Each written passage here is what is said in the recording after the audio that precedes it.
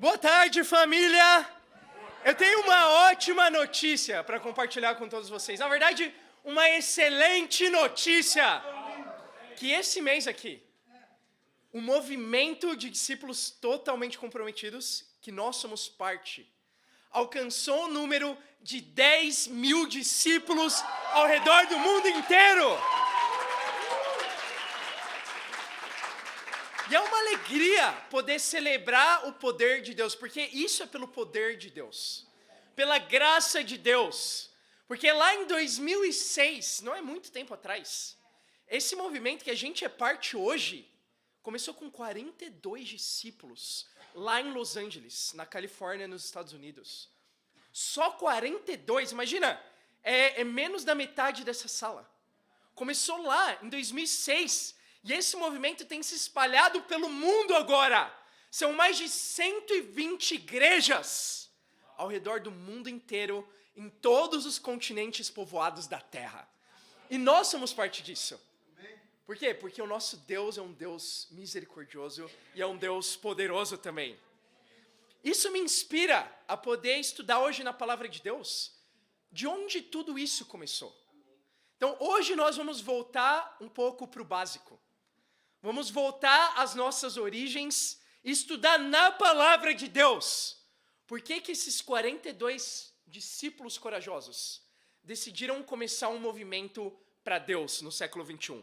Então vamos comigo lá em Atos capítulo 11, dar continuidade à nossa série de Atos. Eu espero que vocês estejam animados. Eu sei que o Machola está animado. Eu não sei se é por estudar o livro de Atos hoje, não é? Vamos lá. Atos 11, versículo 19. Vamos continuar de onde a gente parou na semana passada. Vamos lá.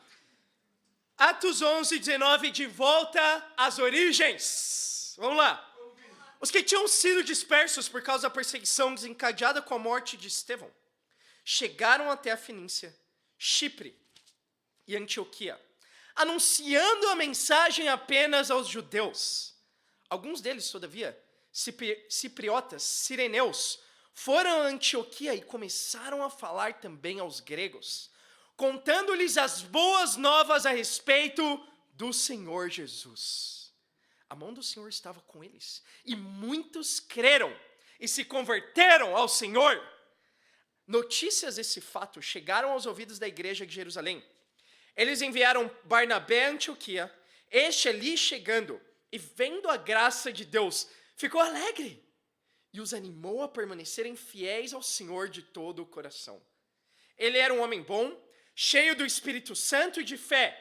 Muitas pessoas foram acrescentadas ao Senhor. Então vamos parar aqui. Hoje vamos terminar o capítulo 11 de Atos. Lembra que paramos na metade?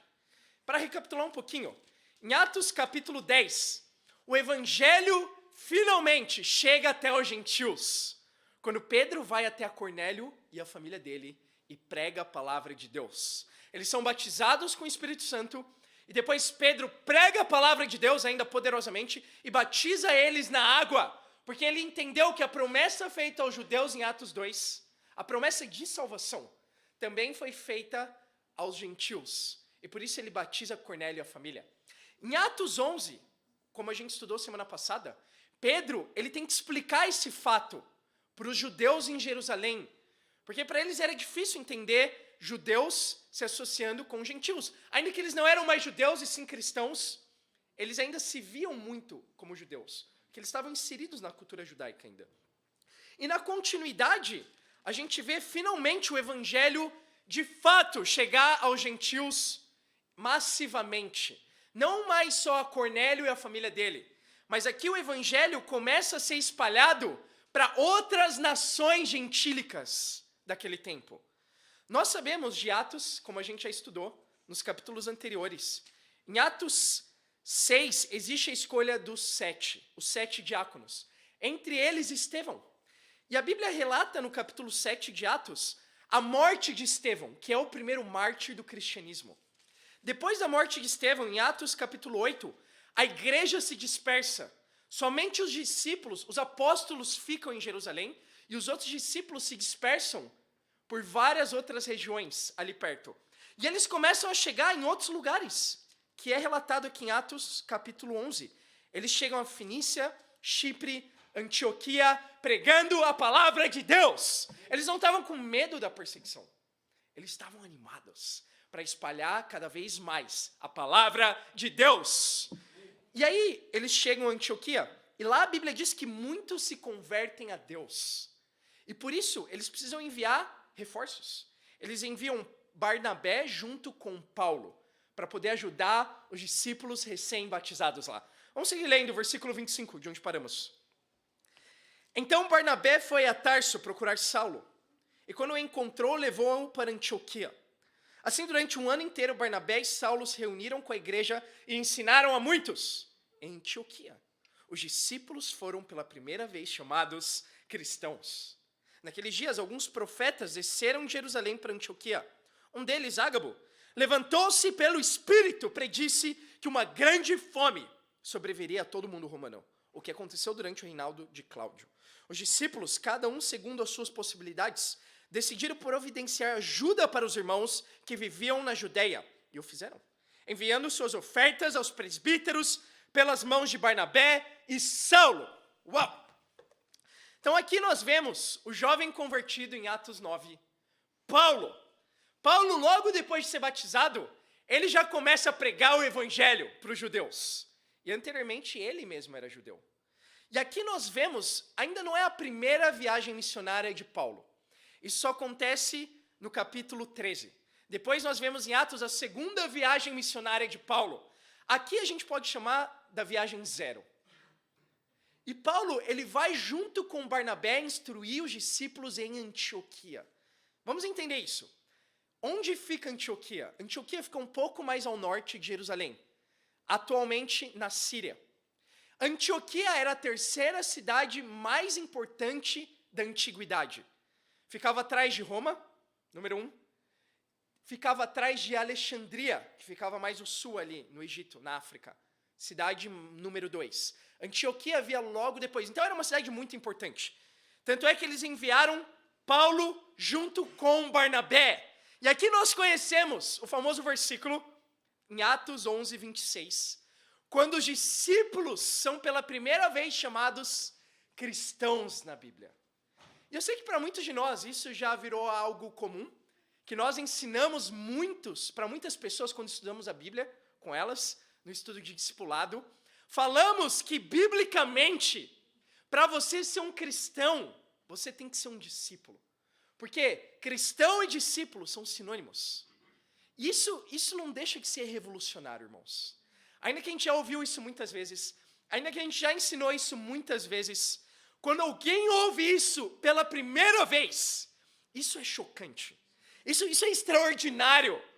Porque hoje em dia, a palavra cristão se tornou muito banal. Qualquer um que se diz acreditar em Jesus Cristo se considera um cristão. Qualquer um que vai numa igreja hoje em dia, só de vez em quando ainda, já se considera um cristão. Ainda alguém que só simpatiza com o cristianismo pode se chamar um cristão, mas isso não faz dessa pessoa um cristão verdadeiro segundo a Bíblia. Pensa que revolucionário é isso.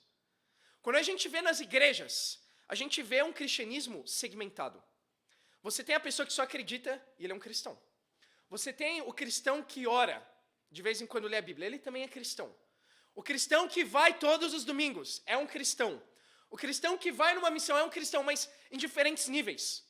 Quando, na verdade, na Bíblia, só existem 2 níveis do cristianismo. Ou você é um cristão, ou não. Não existem diferentes tipos, diferentes níveis de cristianismo. Para você ser um cristão, biblicamente, você tem que ser um discípulo. Para você ser um discípulo, você tem que ser um cristão. Nós sabemos que um cristão é salvo, não é? Quem é salvo? Pensa logicamente. Um cristão ou um não cristão? Nós temos certeza, por intuição ainda, por lógica, que um cristão é salvo. Entender o tema do discipulado é algo tão importante que é uma questão de salvação. E aí nós chegamos à nossa famosa equação, discípulo igual a cristão, igual a salvo. Alguns, como eu, que se formaram em engenharia, passaram anos e anos estudando aí equações diferenciais. Mas na verdade, irmãos, essa é a equação mais importante das nossas vidas. E nunca é o bastante, nunca é o suficiente falar disso. E é o que a gente vai fazer mais uma vez. Por isso o título da nossa aula hoje é Discípulo igual a cristão, igual a salvo. Nós temos 3 pontos hoje. Ponto 1, discípulo. Ponto 2, cristão. Ponto 3, salvo. Vocês estão comigo? Na verdade, o termo cristão foi um apelido. Mas não vamos falar disso agora ainda. Vamos falar do termo discípulo primeiro. Aqui fala que quem foi chamado de cristão na Bíblia foram os discípulos de Jesus Cristo. E o termo discípulo é o termo mais recorrente na Bíblia para se dirigir aos seguidores de Jesus Cristo, muito mais do que cristão. Enquanto a palavra cristão aparece de 3 a 5 vezes só na Bíblia, a palavra discípulo aparece mais de 270 vezes. E a gente vê todo mundo usando o termo cristão hoje, mas não é o termo que a Bíblia usa para se referir aos seguidores de Cristo. O termo que a Bíblia usa, majoritariamente, é o termo discípulo. Então, para entender na Bíblia o que é um cristão, precisamos entender o que é um discípulo. Por isso que entender o que é um discípulo se torna algo ainda mais importante. Mas claro, eu não vou fazer um estudo de discipulado aqui. Se você não fez esse estudo, eu te animo.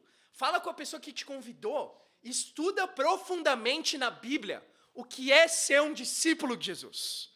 Temos um estudo para isso. Mas eu quero falar sobre um aspecto do que é ser um discípulo. Bom, a palavra discípulo significa literalmente aprendiz. Mas eu não quero falar sobre ser um aprendiz aqui especificamente. Eu quero falar de um aspecto do discipulado, que é o compromisso. Poderíamos fazer aqui uma segunda equação ainda, que é discípulo igual aprendiz, que é igual compromisso total com Jesus Cristo. É impossível imaginar na Bíblia um aprendiz de Jesus, um seguidor de Jesus Cristo, que não fosse alguém totalmente comprometido com ele. Porque o próprio Jesus era alguém totalmente comprometido para fazer a vontade de Deus. Era alguém totalmente comprometido com a palavra de Deus. E se queremos seguir a Jesus, nós também precisamos ser totalmente comprometidos. Qual o grande problema? Talvez a palavra que mais causa medo nas pessoas hoje, no século 21, no ano de 2022, mais do que Covid ainda. Por quê? Porque já passou um pouquinho a onda do Covid, não é? Já temos 3ª, 4ª dose. Mais do que guerra. E estamos aí, ainda numa guerra entre Ucrânia e Rússia que... Irmãos, vamos continuar orando para que não se torne uma 3ª guerra mundial. Mas tem uma palavra que causa mais medo do que pandemia, mais medo do que guerra. É a palavra compromisso. É só falar para um homem no mundo casar, não é? Ninguém quer casar hoje em dia mais, não é? Mesmo o namoro já causa muito medo em alguns homens, não é? Quando um homem ouve essa palavra no mundo, ele só pensa em um lugar, fugir. Rua, o mais longe possível, não é? Infelizmente é uma verdade. Ainda em trabalho. Então, muitas pessoas tinham isso muito claro antigamente, que trabalho requer compromisso. E hoje em dia no trabalho ainda, quando o seu chefe exige que você chegue no horário, é muito pedir isso. É compromisso, não é? Você está sendo pago por isso. Que você não falte por qualquer coisa. Ainda pessoas reclamam, não, esse trabalho é terrível. Vou procurar outro trabalho. Por quê? Porque compromisso se tornou a palavra mais temida pelas pessoas. E eu penso que isso é uma verdade, não é? Mas ainda nessas áreas da nossa vida, ainda no trabalho, nós entendemos compromisso. Entendemos que estamos sendo pagos, não é? Entendemos que ter compromisso é aceitável. Ainda na universidade, entendemos compromisso, não é? Entendemos que estamos pagando uma mensalidade, que queremos ter um diploma, uma carreira e precisamos de compromisso. Ainda com a nossa família, entendemos ter compromisso com os nossos pais. No Dia das Mães, como semana passada. Estar com as nossas mães. Ou com os filhos. Ter filhos requer compromisso. requer sustentar os filhos, levar para a escola, educar eles. Entendemos compromisso até com o pecado. Tanto é que não queremos deixar o pecado por nada, não é? Estamos lá toda semana, todo dia, no mesmo pecado, muitas vezes. Mas achamos que com Deus é oba-oba. Achamos que com Deus não precisa de compromisso, não é verdade? Achamos que com a igreja não é tão necessário. Se hoje está chovendo, tudo bem faltar na igreja. Porque todo mundo falta quando está chovendo, não é? Achamos que com a igreja, não, hoje eu estou muito cansado, hoje eu vou ficar em casa descansando um pouquinho, porque é domingo. Fala isso para o seu chefe. Você não fala, não, amanhã, segunda-feira, não. Eu não trabalho de segunda-feira, não é? Amanhã está chovendo? Nossa, está chovendo. Não, hoje eu não vou poder trabalhar. Por quê? Porque está chovendo, né? Todo mundo entende isso. Não, hoje, nossa, me deu uma dor de cabeça. Eu não posso ir no trabalho. O que vai acontecer com você? Talvez, se você não tiver um chefe muito legal, você pode ser demitido no seu trabalho. Não é? Isso não é nada legal. Mas qual é o ponto, irmãos? Se você não tem compromisso na faculdade, você não vai se formar. Você talvez pode até se formar, se seu professor faz vista grossa, mas você não vai ser um bom profissional. Se você não tem compromisso com a sua família, não vai ser bom também. Vai ter uma desunião na sua família. Ou com os filhos, não vai ser bom a criação dos seus filhos. Mas se não temos compromisso com Deus, isso se torna algo muito pior. Porque não somos discípulos. É impossível ser um discípulo sem compromisso. Nós somos conhecidos hoje como o movimento dos discípulos totalmente comprometidos, amém? Então esses 10 mil discípulos que existem hoje no movimento, não são só pessoas que frequentam a igreja aos domingos, não são só pessoas que acreditam em Jesus, não são só pessoas que oram e leem a Bíblia de vez em quando, não, são discípulos totalmente comprometidos para Jesus, amém? Mas isso é uma redundância até. Então são sinônimos, ser discípulo e ser totalmente comprometido, como a gente viu na equação, não é? Então seja um discípulo. Ainda que seja redundante, é bom para a gente poder entender. Eu estava vendo um trecho da pregação do Renato, semana passada, no Dia das Mães, e ele pregou algo que me chamou muita atenção. Ele falou, nosso compromisso com Deus tem que ser maior que o nosso compromisso pelas nossas mães. Não é? Então, somos compromissados com as nossas mães. Queremos estar com as nossas mães no Dia das Mães, claro, os que têm mães. Queremos amar as nossas mães, dar um presentinho para elas, obedecer nossas mães. Mas quanto mais a Deus! Irmãos, Deus exige compromisso de nós. É uma exigência de Deus. Se queremos seguir a Jesus Cristo, é uma exigência de Deus sermos totalmente comprometidos com as reuniões.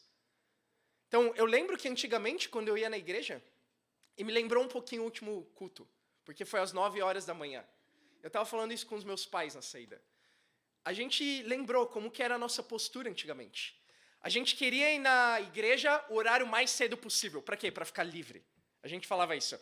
Não, vamos cedinho, daí a gente fica livre já disso.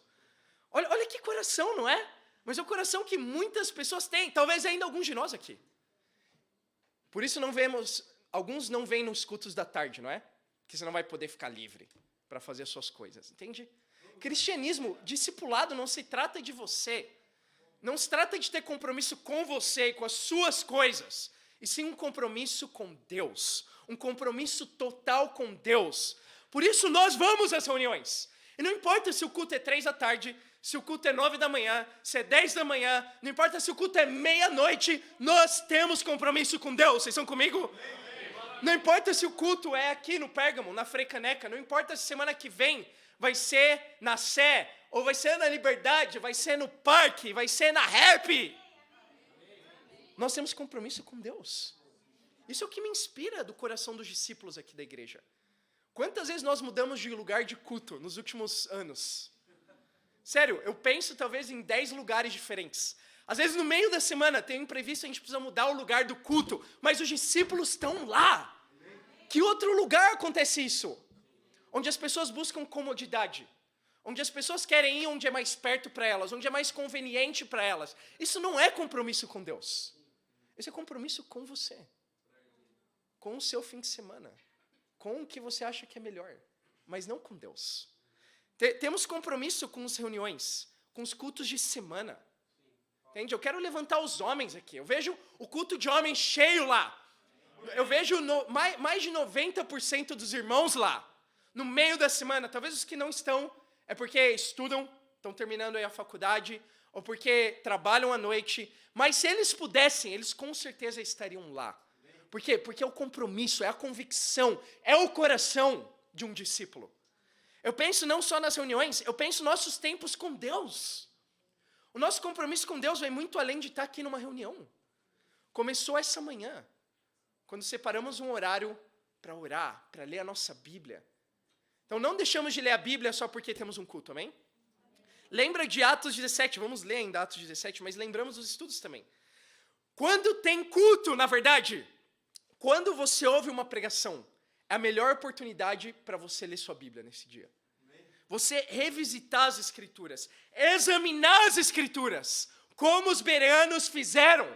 Porque não queremos acreditar só na pessoa que está aqui na frente pregando. Queremos acreditar na palavra de Deus. Porque temos compromisso com a palavra de Deus, e não com um pregador, e não com um líder de igreja, não com uma doutrina X ou Y. Temos compromisso com a Bíblia. Temos compromisso com as nossas orações com o nosso Deus. Temos compromisso com os nossos tempos de discipulado.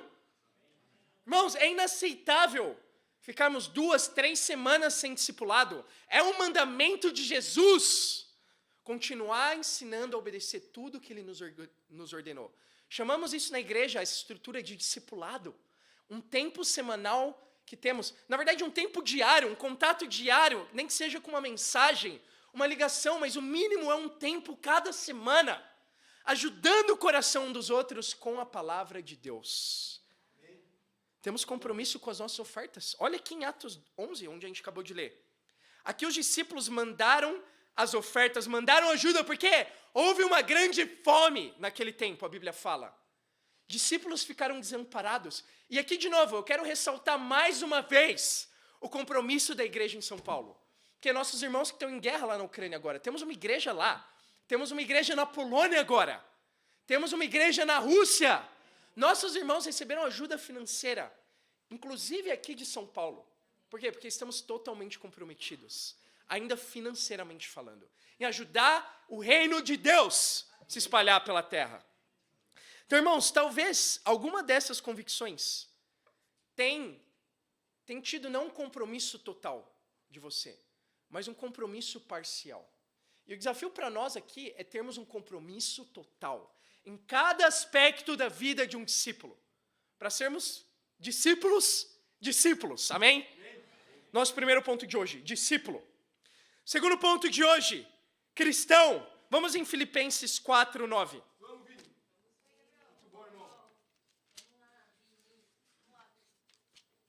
Filipenses 4:9.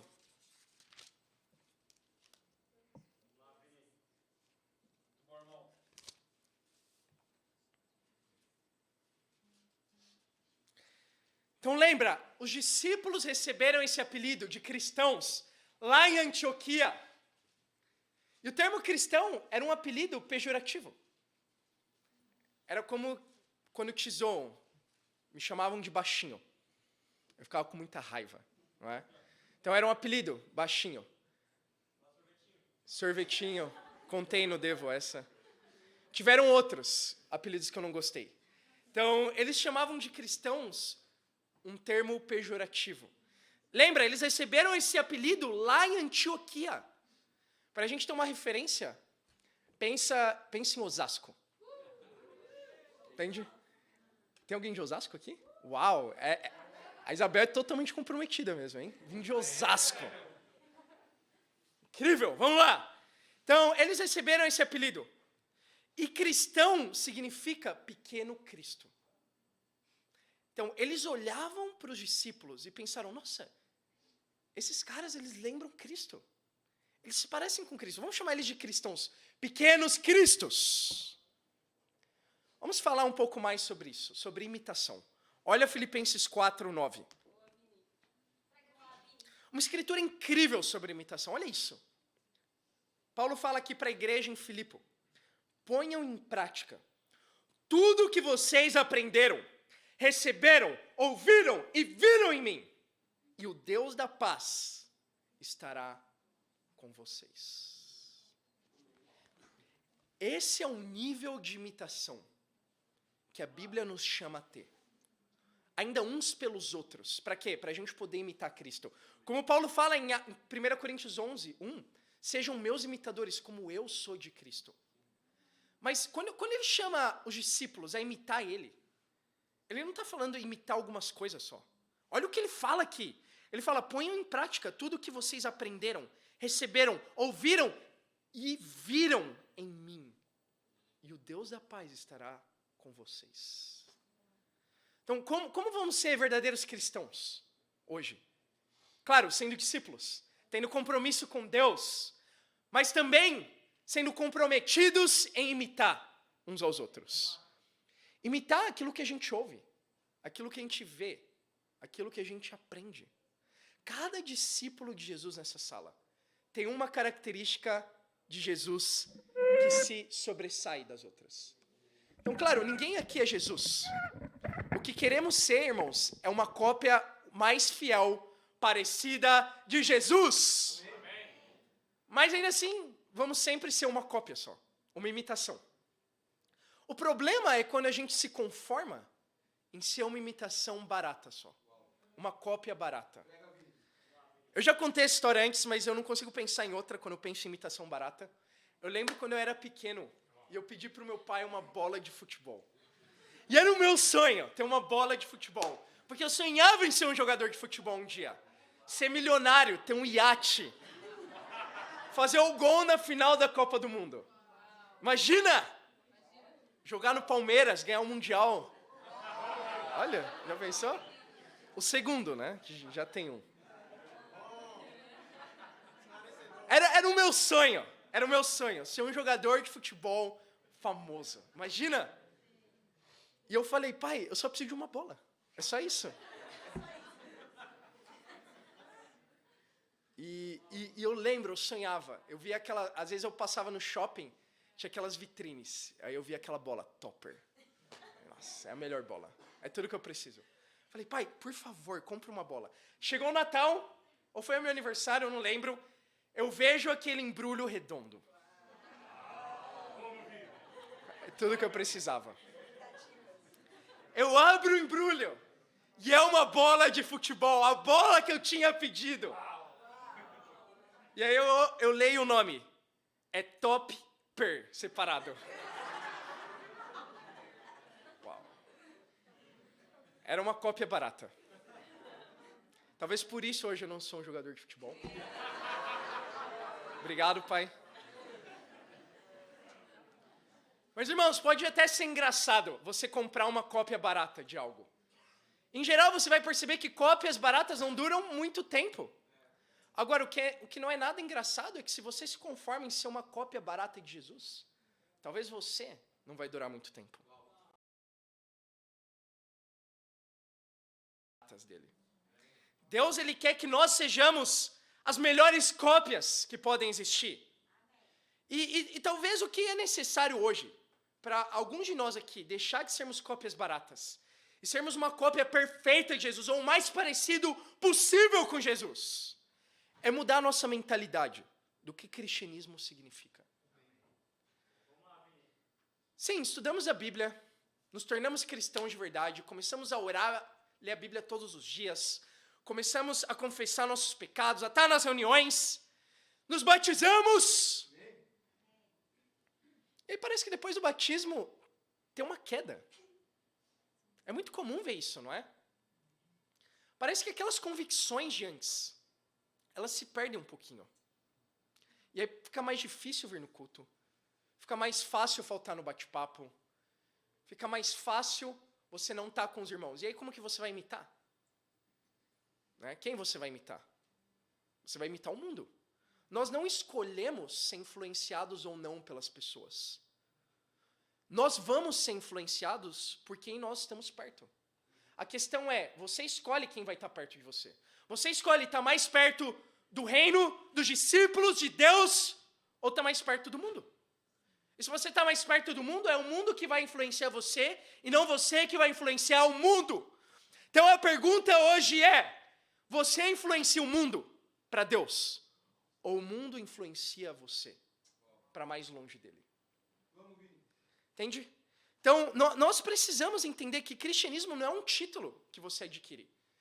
Muitas vezes nós visualizamos isso, o processo de estudar a Bíblia, do batismo, como uma formatura. Quando você vai lá na frente e recebe o seu diploma depois que você termina a universidade. E para sempre você vai ter aquele diploma de engenheiro. Isso não é uma verdade. Cristianismo não é um título que você recebe uma vez na vida e você vai ter para sempre. Ah, cristão, até morrer. Não! Cristianismo é um estilo de vida que você precisa viver cada dia com Jesus. É um estilo de vida, é uma prática diária. Você, não existe, precisamos lembrar isso, irmãos, não existe um currículo espiritual. A gente não vai poder chegar para Deus um dia e falar, olha, esse é o meu currículo. Tá aqui, eu fiz isso, isso, isso. Não, para Deus você é tão espiritual quanto você é hoje. Isso me dá temor. Isso me faz querer ser como Jesus todos os dias. E se por um lado esse temor, claro, é um temor, eu não quero chegar no céu e tentar mostrar o meu currículo para Deus e não ter nada lá. Ao mesmo tempo é uma alegria, porque Deus ele quer o nosso melhor todos os dias. Vocês estão comigo? E por isso que a imitação é tão importante. No mundo as pessoas não querem imitar ninguém. Elas querem ser elas mesmas, não é? Elas querem ter o próprio estilo dela. Mas, sério, percebe os grupos de pessoas que você vê aí por fora. Bom, aqui na Frei Caneca mesmo. Você vai ver um grupo de pessoas meio alternativo andando por aí, não é? E eles pensam, não, eu tenho o meu próprio estilo. Mas todo mundo tem esse estilo também, não é? Você vai no shopping Frei Caneca, tá, é todo mundo igual. As pessoas assim, se vestem um pouquinho diferente, mas é o mesmo estilo, não é? Você vai lá na República, na Galeria do Rock. As pessoas, não, eu tenho o meu estilo. Todo mundo se veste igual lá, não é? Você vai, não sei, você vai aqui na praça perto, é a Praça Roosevelt, não é? Você vai lá, tem o estilo deles, são skatistas que estão lá. Então, você vai na Faria Lima, você vai na Vila Olímpia, todo mundo tem o mesmo estilo. Então, todo mundo está imitando alguém mais. Mas nós, como cristãos, queremos imitar não a roupa, não a vestimenta, não o cabelo, não os maneirismos, não o jeito de falar. Queremos imitar Jesus. Amém. E por isso que a gente vem na igreja, honestamente. Não só para a gente se cumprimentar aqui e falar no convívio de futebol. Falar que o São Paulo está mal, por exemplo. Não é? A gente não quer falar disso. Mas a gente fala.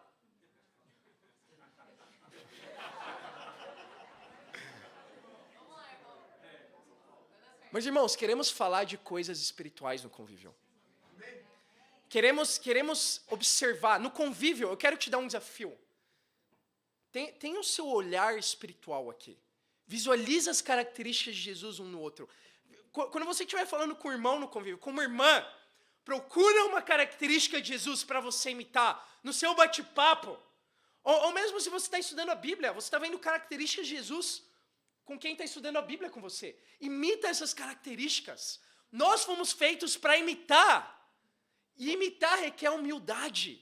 E quando nós somos humildes, imitamos Jesus uns nos outros, aí sim nós nos tornamos cópias parecidas com Jesus Cristo. E esse é o intuito, amém? Então, segundo ponto de hoje, cristão. Terceiro e último ponto, salvo. E se você quer causar polêmica, hoje em dia, no mundo religioso, é só falar de salvação. Por quê? Porque as pessoas estão muito confusas. Talvez não exista um tema mais confuso hoje do que salvação. Em uma igreja se fala uma coisa, em outra igreja se fala outra coisa. Mas no final do dia, a pergunta é, será que Deus está confuso? Eu acho que não. Se Deus não está confuso, será que Deus quer que a gente esteja confuso? Eu acho que seria um pouco sádico da parte de Deus Não, eu vou pegar um assunto e vou deixar ele confuso na Bíblia. Só o assunto mais importante de todos. Eu vou tornar ele confuso, para ninguém entender. Não, Deus não quer que a gente esteja confuso. Então, vale você assumir que a Bíblia não é confusa sobre esse tema, não é? E por isso nós, como discípulos, não podemos estar confusos também, amém? Olha em João 8, João capítulo 8, versículo 31. Vamos terminar em João 8. João 8.